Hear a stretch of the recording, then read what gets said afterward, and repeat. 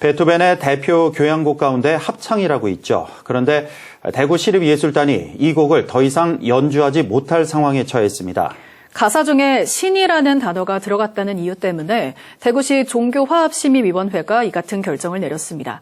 언뜻 이해가 가질 않는데요. 김철우 기자입니다. 수성아트피아는 재개관을 앞두고 마무리 공사가 한창입니다.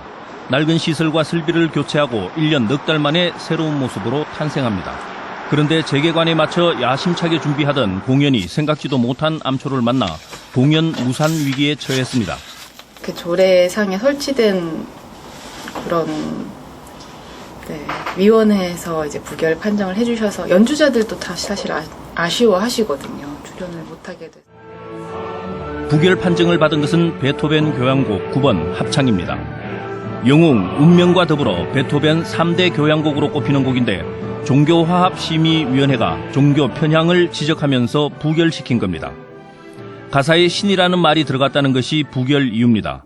이 결정으로 교향곡을 연주할 시립교향악단과 시립합창단의 불참이 결정되면서 공연 성사 여부가 갈림길에 놓였습니다.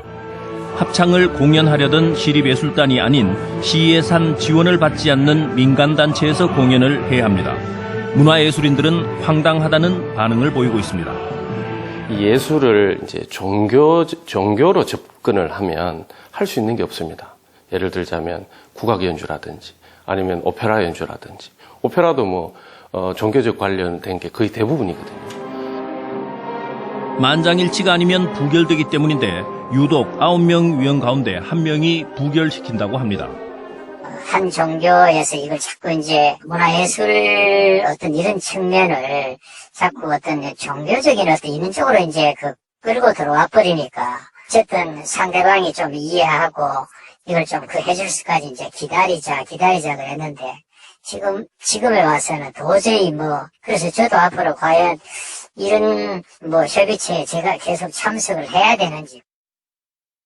그런데 이런 일이 한두 번이 아니었습니다. 만장일치 조항 때문에 이런 문제는 그간 반복되어 왔습니다.